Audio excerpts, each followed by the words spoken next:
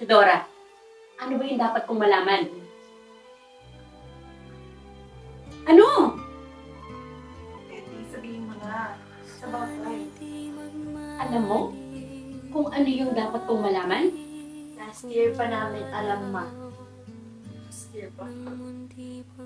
Dapat pupunta ng Madrid si ate kasi birthday niya. Tapos ayaw mo na akong tumuloy, di ba? Kasi sabi mo may teachers conference ka sa Paris, pero tumuloy pa rin ako sa Madrid. Tapos, hindi kita sa isang board.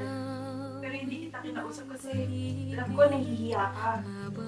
At ayaw ko mapahiya ka pa kasi hindi ka pa handang sabihin yung totoo. Na ano? Anong alam niya na hindi ko alam? Ate, huwag ka na makisali. Anong huwag na makisali? Kapatid ko rin to si Teddy. Kapatid ko rin yung pinapressure niyo. Hindi namin siya pinipressure. Ano nga? So ano nga? Please, Roberta! Ma, mas maganda kung sa kanya manggagaling. Ate, pamilya mo kami. Kung meron man dapat mas nakakakilala sa'yo, kung totoong ikaw, dapat kami yun. Habang buhay ka na lang ba magsisinungaling sa amin? Kala mo ba madali lang yan, Bobby? Kaya nga sabihin mo na para hindi ka na mahirapan pa. Oo na! Oo na. Aminin ko na, ma. I'm sorry. I'm sorry, ma. Kasi nung nagkaroon ng crisis sa Spain, isa ako sa mga natanggalan ng trabaho kasi hindi naman daw po ako magaling. Hindi rin po totoo na may MA ako kasi hindi naman po ako nag-grant ng scholarship. Nung natanggal po kasi sa eskwelahan, nag-double job po ako para humita ng pera at may maipadala sa inyo. Nag-witness po ako dun sa bar na nakita ko ni Bobby. Masukan din po ako patulong. Totoo po niyan. Nakutang lang ako ng pera pa uwi ng Pilipinas. Sorry, ma. Ma, I'm sorry.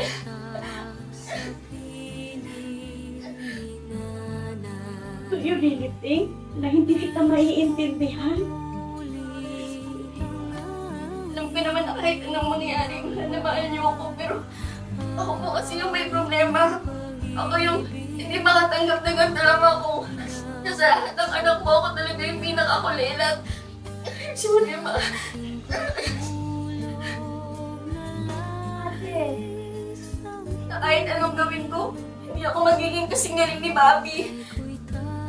Ako? Oo, ikaw! Ikaw yung kahit anong gawin mo, ang galing-galing mo. Ako kahit anong pagod ko. Hindi ako lumapit sa galing mo. Kasi di ba ikaw naman yung magaling? Ikaw naman yung matalino, ikaw yung maganda. Lahat ikaw na! Pero bakit parang galit ka? Bakit kasalanan ko parang kasalanan ko? Eh, sa totoo nga lang ako yung ingit-ingit sa inyo eh. Kasi meron kayo ng mga, sana meron din ako. Sana meron ako ng maternal instincts mo. Sana meron din ako kasi adventures ako ni Alex. I wish I had your charms and innocence. Sana meron din akong sense of humor mo kasi bentang-benta yun sa akin eh. Bentang-benta din yun kay Mama.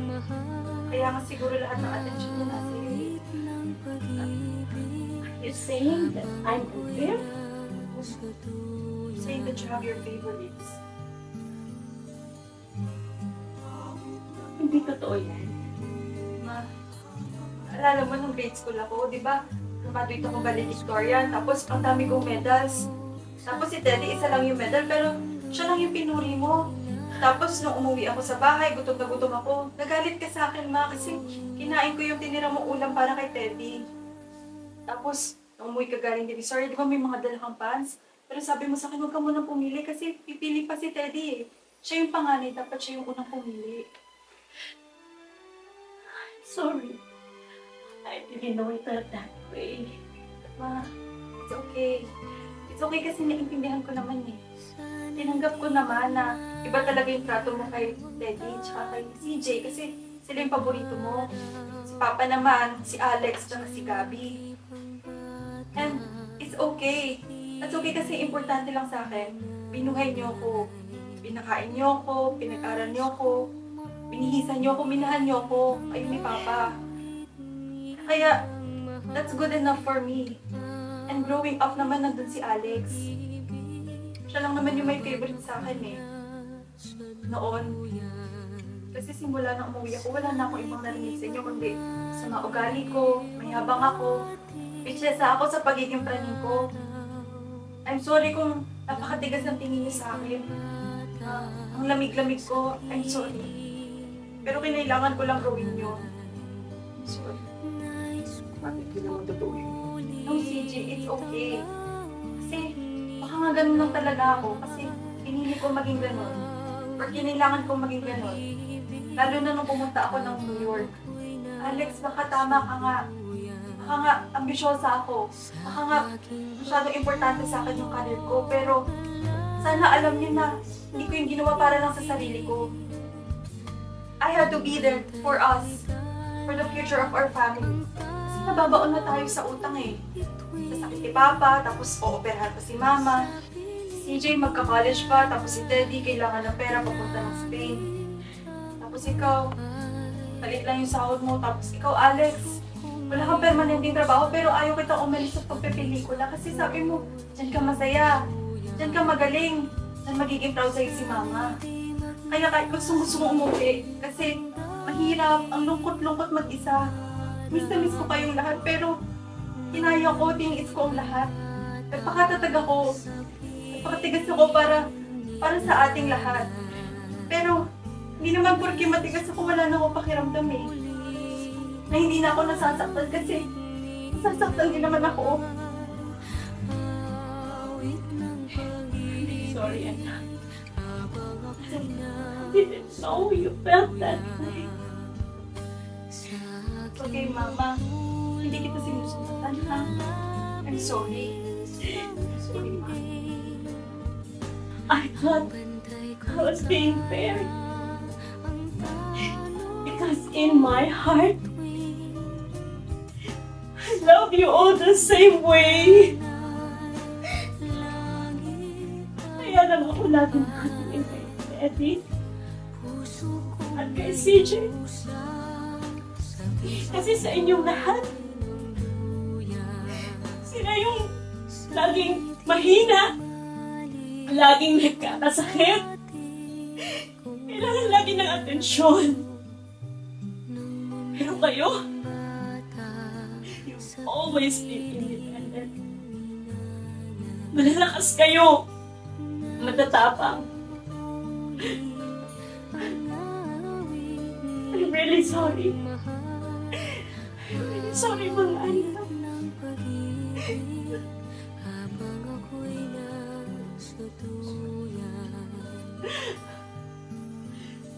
I want you to know that I'm so grateful for everything you've done for us.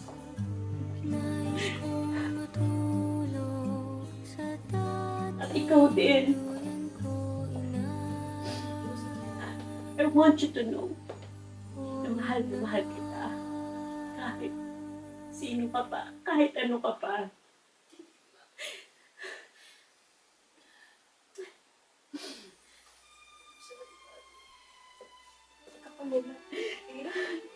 Okay? Come here. Sorry, Ma. Kung may pagkukulang man ako sa inyo, sana magpatawad niyo ako. Ma, ako nga po dapat yung mag-sorry sa inyo eh. Kasi po ang pasaway ko pa. Gusto ko lang naman po maging proud kayo sa akin eh. Kaya ako nga po inaayos yung buhay ko eh. I know, anak. I know. I'm sorry. I'm sorry, mga anak. But I am your mother. Mahal na mahal ko yung mga anak ko.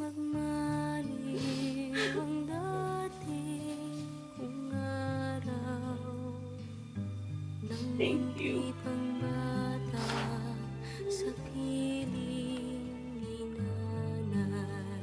Chidora, ano ba yung dapat kong malaman? Ano? Ate, sabihin mo na. It's about time. Alam mo kung ano yung dapat kong malaman? Last year pa namin ano. Last year pa? Dapat pupunta si ate ng Madrid para magbakasyon sa birthday niya. Tapos sabi mo sa akin, wag akong tumuloy, di ba? Kasi may Teachers conference ka sa Paris. Pero tumuloy ako sa Madrid. At nakita kita sa bar. Hindi kita nilapitan at kinausap kasi ayoko mapahiya ka. At ayoko na mapahiya ka o malaman nila kung ano yung totoo. Lalo pa't hindi ka naman handa. Ano? Anong alam niyo na hindi ko alam? Huwag ka na makigulo. Makigulo? Kapatid ko sa Teddy ha. Kapatid ko tong pinipressure niyo. Hindi namin siya pinapressure. Roberta, please! Ma, bakit ako? Ate, Ano na? Please, Roberta! ate. Sabihin mo na. Please, Roberta! Ma, kung meron yun man yung dapat na magsabi ng totoo. Ate, pamilya mo kami. Dapat kung meron man yun nakakaalam kung sino ka. Yung tunay na ikaw, yung buong pagkatao mo, dapat kami yun. Akala mo ba mabadali sa akin yan, Bobby? Kaya nga sabihin mo na para hindi ka na nahihirapan. Oo na! Aaminin ko na. I'm sorry. I'm sorry kasi nung nagkaroon ng crisis sa Spain, isama sa mga teachers na pinanggal nila kasi sabi nila hindi naman daw talaga ako magaling eh. Hindi rin po totoong may MA ako kasi hindi po ako nabigyan ng scholarship grant. Nung natanggal po kasi sa eskwelahan, nag-double job po ako para kumita ako ng pera para naipadala sa inyo. Namasukan akong waitress. Doon sa bar na nakita ako ni Bobby. Nagkatulong din po ako, kaya kilala ko si Frodo. Ang totoo nga po niya, umutang na po ako ng pera para makauwi dito, ma. Sorry. With your honesty, na hindi kita maiipindihan. Hindi naman sa ganun, ma. Kasi, alam ko naman na kahit anong mangyari, mahal na mahal niyo ako eh. Ako na po yung may problema. Ako po yung hindi makatanggap na hanggang dito na lang po ako na hindi ko narating yung mga pangarap niyo para sa akin, ma. Na sa lahat ng mga anak niyo, ako po yung kulelat. Ate. Na kahit anong galing ko, hindi po ako magiging kasing galing ni Bobby. Ako? Oo, Bobby, ikaw! Kasi, kahit anong gawin mo, ang galing-galing mo. Ako kahit anong kayod, kahit anong pagod ko, hindi ako lumapit sa galing mo. Kapatid kita, Bobby, kaya mahal na mahal kita. Pero ang totoo niyan, inggit na inggit ako sa'yo. Inggit na inggit ako sa'yo, Bobby. Pero bakit parang kasalanan mo? Bakit parang kasalanan ko? Sa totoo lang, ako nga itong naiinggit sa inyong lahat. You know what? Sana meron akong material instinct. I wish I have your charming innocence. Sana naging adventurous din ako kaya ni Alex. Sana meron din ako ng sense of humor mo kasi bentang-benta sa akin yun eh. Bentang-benta din yun kay mama. Kaya siguro, yung buong attention niya nasa iyo. Are you saying that I'm unfair? Oh, ma. I'm saying that you have your favorites. Hindi totoo yan. Ma, naalala mo nung bata pa ako? Diba, umuwi ako na valedictorian ako. Ang dami kong medals. Tapos si Teddy, isa lang yung medal niya, pero puring-puring mo siya. Alam mo ba, umuwi ako galing sa school. Nagutom ako nun.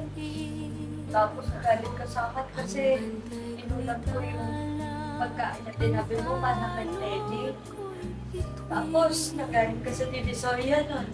Napakarami mong biniling pants. Kasi sabi mo sa akin, huwag mo na akong kumuha o pumili kasi ang sabi mo, hindi pa nakakapili si Ted. Siya yung panganay. Siya yung dapat na makakapili. I'm sorry, Anna. I didn't know you felt that way. No, ma. It's okay. Ang aking pasasalamat ko na pinalaki niyo ko. Pinakain niyo ko. Pinalagaan niyo ko. Binilisan niyo ko. Sapat na po sa akin yun. Kaya mula nang umuwi ako, galing sa New York, wala na ako ibang narinig sa inyo, kundi mayabang ako, sama ugali ko, chesa ako sa pagiging prank ako, na matigas ako, malamig ako. Sorry. I'm sorry. Hindi totoo yan. No, CJ. Okay lang. Siguro,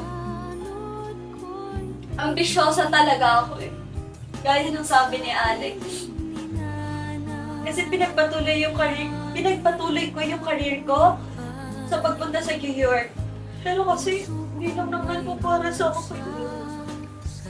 Hindi lang naman sarili ko yung inisip ko doon. Nababaon na yung pamilya natin dun sa utang. Si Papa may sakit. Si Mama uupanahan. Wala tayong pambayad. Si CJ magka-college. Si Gabi mababa yung sahod. Si Teddy naman kailangan ng pera papunta sa ibang bansa.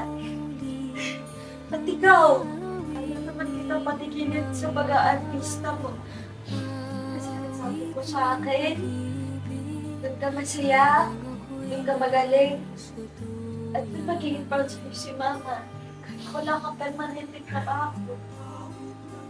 Alam niyo na nagtatrabaho ako sa New York. Sobrang hina. Sabi natin malaki yung sahod. Pero yung pakiramdam na malayo ako sa pamilya ko. Lahat yun tiniis ko. Sa bawat araw na nag-iisa ako. Nagpakatatag ako. Kailangan kong maging matigas.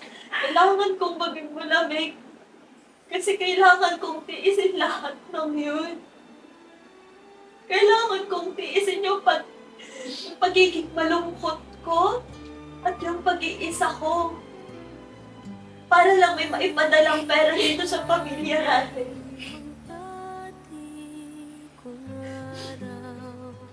Ma, sabi niyo sa akin napakatigas ko. Pero kailangan ko maging matigas. Pero hindi naman ibig sabihin na porque nagmamatigas ako, hindi na ako nasasaktan. I'm sorry. Nasasaktan din ako. I'm sorry, anak. I didn't know you felt that way. Hindi kita sinumsumpatan, ha? I thought I was being fair. Because in my heart, I loved you all the same way. Kaya lang ako laging nakatingin kay Teddy at kay CJ. Kasi sa inyong lahat, sila yung madalas nagkakasakit. Sila yung laging kailangan ng atensyon. Sa inyong lahat. Sila yung mahina. Pero kayong tatlo, you've always been independent. Malalakas kayo. Matatapang.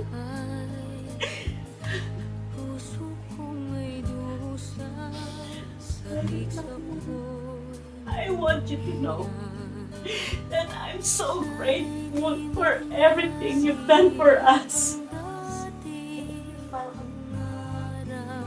At ikaw din, Teddy. Nagpapasalamat ako sa iyo kasi alam ko na nagsakripisyo kayo sa ibang bansa. And I want you to know that I will love you. Kahit ano ka pa. Kahit ano ka pa. I'm sorry, Mom. I'm sorry, Mom. Hindi ka kumilat, ha? Come here. I'm sorry. Kung may pagkukulang ako. I'm so sorry. Ma, ako ngayon dapat mag-sorry, di ba?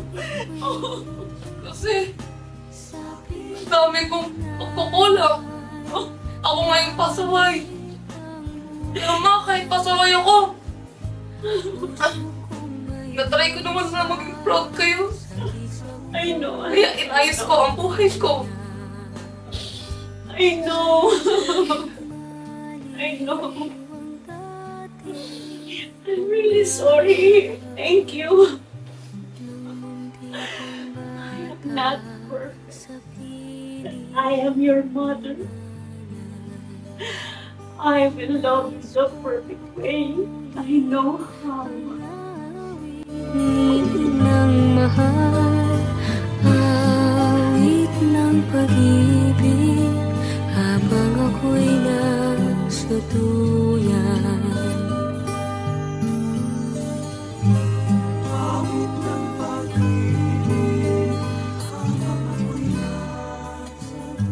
Nais kong matulog sa Bakit ka tumawa?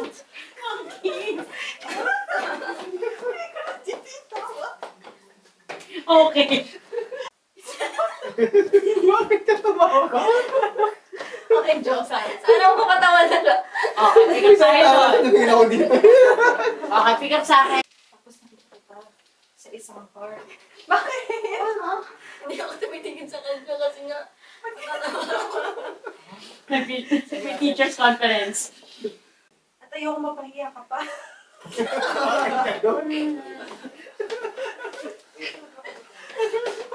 Alam mo, nahiya ka. Where do I begin to tell the story? Rolling mo lang yan. Naalala mo. Hindi kasi di ako medyo natatawa siya noon. Bitchesa ako sa pagiging prangka ko. Yung bawal ko. Ka na doon. anong ano?